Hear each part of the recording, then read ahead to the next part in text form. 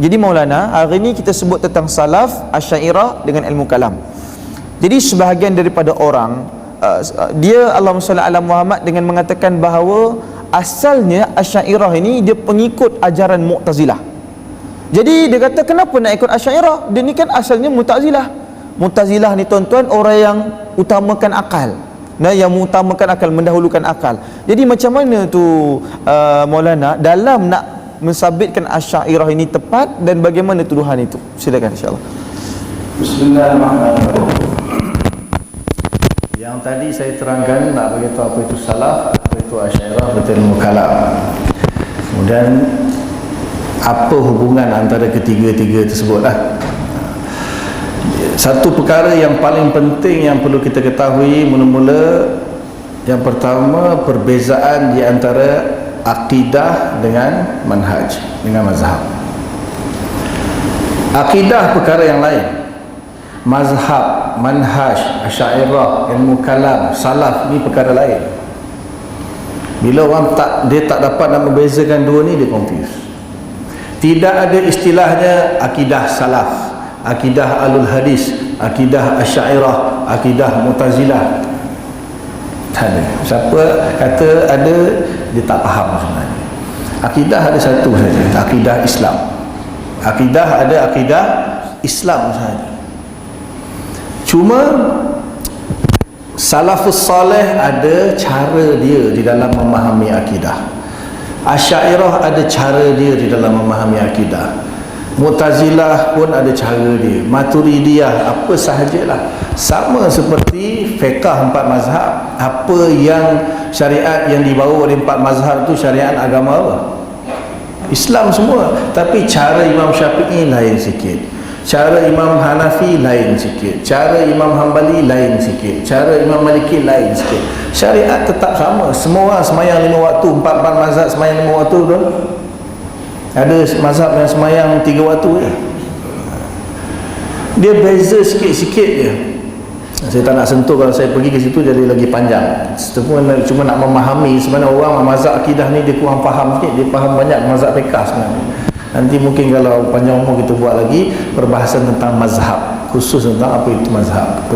Wajib ikut mazhab ke tak perlu ikut mazhab, kenapa perlu mazhab, itu kemudian. Jadi yang disebutkan salaf, Asy'ariyah, Mu'tazilah, ilmu kalam ini semua tak ada kaitan dengan akidah. Bukan tak ada kaitan, dia bukan akidah. Dia bukan akidah. Akidah kita rukun iman yang 6 tu saja. Itu akidah kita. Siapa tak percaya rukun iman yang 6, dia bukan Islam. Tanyalah salaf ke, Asy'ariyah ke, Mu'tazilah ke, Khawarij ke, siapa tak percaya rukun iman yang 6, dia bukan Islam. Adapun bila kita sebut Asy'ariyah tu bekas Mu'tazilah. Imam Abdul Hasyari dulu ketika dia kecil, bapa dia meninggal dunia, mak dia kahwin dengan Abu Ali Jubai, ketua Mu'tazilah. Kemudian dia diasuh oleh bapa dia sampai umur 40 tahun jadi pembesar Mu'tazilah. Kemudian bertaubat daripada Mu'tazilah. Disebabkan itu dia ada bawa pengaruh Mu'tazilah di dalam Ahlussunnah wal Jamaah. Dia memang betul, tak ada masalah. Siapa kata Mu'tazilah kafir? Siapa kata? Siapa berani kata Mu'tazilah kafir, Khawarij kafir? Siapa berani kata? Orang tu syahadah, semayang, puasa, zakat, kita boleh kafirkan dia? Dia hanya ada perbezaan beberapa perkara yang tidak jelas. Tidak jelas. Zaman Nabi ada bagi tahu tak Allah tu berjisim atau tak berjisim? Ada bagi tahu tak? Nabi ada bagi tahu tak Allah bertempat tak bertempat? Banyak perkara yang tak dijelaskan oleh Nabi. Tetapi setelah bermulanya kurun separuh yang kedua kurun yang pertama, ataupun penghujung kurun pertama, dah mula dah. Ada orang mula mempersoalkan tentang qada dan qadar. Timbul qadariyah. Yang ada yang lawan qadariyah dipanggil jabariyah. Manusia ni majbur. Ada yang memahami nas Al-Quran dan Hadis secara literal, secara zahir. Dia kata Allah ada tangan, ada kaki, ada wajah, duduk atas arah dan sebagainya. Datang satu kelompok Jahmiyah lawan, tak, Allah tak ada sifat, itu semua sifat makhluk, Allah tidak ada sifat, langsung menafikan sifat, Mu'attilah. Macam-macam masalah muncul. Itu kena baca dulu sejarah. Jadi dah berpuluh-puluh sampai Nabi katakan sataftariqu ummati ala thalasin wa sab'ina firqatan, umatku akan berpecah ada 73 kelompok. Kulluhum finnar. Semua masuk neraka. Illa firqatan wahidah, kecuali satu kelompok saja. Qila man ya Rasulullah, dan siapa ya Rasulullah? Ma ana alaihi wa ashab. Dalam riwayat yang lain kata al-jamaah. Jadi yang selamat itu ialah orang yang berpegang kepada apa yang Nabi kata, ma ana alaihi wa ashabi, apa aku dan sahabat-sahabatku berpegang kepada. Itu masih lagi mujmal, masih lagi umum. Semua mengaku dia ikut Nabi sahabat. Ada orang kata aku tak ikut Nabi, aku ikut Nabi Musa. Ada ke? Semua mengaku dia lah yang kelompok yang, siapa nak kata tak aku masuk yang masuk neraka tu. Semua orang kata dia lah firqah najiyah, dia lah yang selamat, dia lah ikut Nabi dan sahabat. Semua orang klaim macam tu. Mana ada orang nak klaim aku masuk neraka? Kelompok yang selamat tu bukan aku tak main lah, aku suka neraka. Ada orang cakap begitu. Semua kata dia lah yang selamat. Ini muncul, apa yang Nabi cakap tu muncul pada kurun yang kedua, awal kedua dah mula muncul. Tapi munculnya belum lagi muncul seorang, dua, tiga, empat orang mendakwa. Dia lepas tu lama kelamaan muncul jadi kelompok, sampai kan di sewaktu kerajaan Bani Abbasiyah, Khalifah Ma'mun, Mu'tasim Billah, Wasiq Billah, 3 khalifah berpahaman Mu'tazilah, paksa semua ulama dan umat Islam berpegang dengan fahaman Mu'tazilah.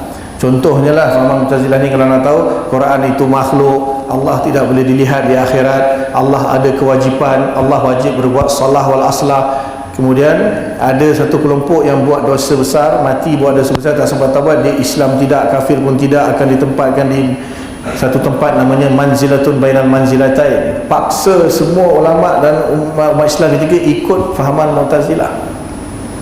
So siapa yang bangkit menentang Mu'tazilah ketika itu? Mana pergi ulama salafus salih ketika itu, nak tanya?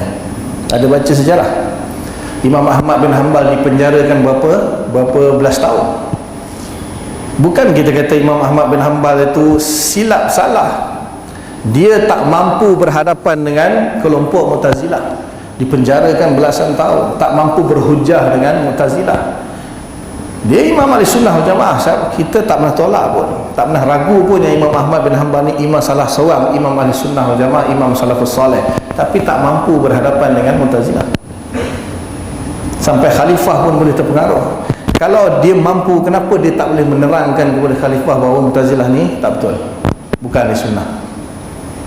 Allah bangkitkan Imam Abul Hasan Asy'ari yang memang asalnya Mu'tazilah, keluar Mu'tazilah, saya tak nak cerita panjang kisah dia, dan Allah gunakan Imam Abul Hasan Asy'ari menentang Mu'tazilah, bahkan semua kelompok-kelompok yang lain bungkus semua. Ketika itulah ulama baru mengangkat dia sebagai penyelamat Ahli Sunnah wal Jamaah. Baca sejarah. Kenapa yang lain tak mampu nak berhadapan? Allah ambil Imam Abu Hasan Asy'ari sebab dia ni keturunan sahabat Nabi kan, daripada Abu Musa Asy'ari. Ada riwayat dia yang keluar daripada kelompok Mu'tazilah, dia lawan balik. Nak cerita pun panjang kisah dia. Jadi apabila nak lawan Mu'tazilah ni, qala Allah qala Rasulullah, tak jalan. Kalau jalan dah tentu Imam Ahmad bin Hanbal selesai dah, bungkus semua Mu'tazilah. Tak jalan. Jadi Imam Abu Hasan Asy'ari gunakan hujah akal untuk menewaskan, menumpaskan hujah Mu'tazilah, Qadariyah, Jabariyah, Mujassimah, semua kelompok-kelompok yang batil. Kalau tak tanya-tanyalah ulama Wahabi ke Ibnu Taimiyah ke siapa-siapa pun mengiktiraf bahawa Asy'ariyah ini kalau dalam berhadapan dengan kelompok batilah, mereka Ahli Sunnah wal Jamaah. Tapi kalau berkumpul kami dengan dia, dia bukan Ahli Sunnah. Dah situ pula. Jadi tidak ada istilahnya akidah Asy'ariyah, akidah salaf, akidah ahlul hadis ada. Yang ada adalah akidah Islam. Cuma manhaj, cara, metodologi di dalam mempersembahkan akidah kepada masyarakat mengikut kesesuaian zaman. Kalau zaman Mu'tazilah dah berluasa tu, cara salaf dah tak pakai dah. Tak boleh nak pakai. 90% umat Islam dipaksa ikut Mu'tazilah. So nak gunakan lagi kaedah salaf, dah tak pakai dah, tak laku dah. Kaedah bukan akidah. Kaedah salaf dah tak laku dah. Yang berjaya menumpaskan Mu'tazilah Imam Abul Hasan Asy'ari, maka kaedah dia pakai. Akidah sama. Kalau kita nak tengok ringkas yang saya nak beritahu, kalau akidah Asy'ariyah yang terkenal di Malaysia ni lah, pengajian sifat 20. Betul? Itu akidah Asy'ariyah. Pengajian sifat 20 tu salah satu sebahagian lah daripada akidah Asy'ariyah. Cuma sifat 20 tu khusus kepada Allah saja, padahal akidah ni kita bahas sebab Allah, malaikat, kitab, rasul, kiamat, qada qadar. Tapi sifat 20 itu masyhur panggilan dia pengajian sifat 20, padahal dalam tu kaji semua benda, semua rukun iman dikaji. Dan sifat 20 ni pun di Nusantara ni saja yang terkenal. Kalau pergi negara lain zaman dulu pun tak tahu sifat 20 apa tu. Tapi kalau panggil akidah Asy'ariyah, manhaj Asy'ariyah di dalam akidah, semua kenal. Jadi kalau kita tengok sifat 20, itulah akidah yang dipegang oleh Asy'ariyah. Allah tu wujud. Setuju tak setuju? Ada siapa berani lawan? Allah tak wujud. Allah itu qidam. Oh, qidam tak boleh, qidam tu kita tak nak pakai qidam, kita ambil al-awwal bila bidayah. Setuju tak setuju? Allah tu wal awwal wal akhir. Awal saja orang tak faham. Al-awwal bila bidayah. Awal tanpa permulaan. Baqa ada dalam Quran. Wa ya baqa wajhu rabbika dzul jalali wal ikram. Kekal. Tidak ada al-akhir bila nihayah. Allah itu mukhalafatul lil hawadis. Tak ada pun nak kena. Okey, tak nak pakai. Laisa kamitslihi syai'. Ada tak ada dalam Quran? Walam yakul lahu kufuwan ahad. Ada tak ada? Untuk memudahkan faham, mukhalafatul lil hawadis, Allah tidak sama dengan perkara yang baru ataupun makhluk. Allah qiyamuhu bi nafsi. Tak ada pun. Maksudnya Allahu la ilaha illa huwal hayyul qayyum al-qayyum al-ghani 'anil 'alamin. Itu maksud qiyam bi nafsi. Wahdaniyah. Wahdaniyah semua setujulah. Betul. Qul huwallahu ahad wa ilahukum ilahun wahid. Okey. Allah ada sifat kudrah. Setuju? Allah ada sifat iradah. Setuju?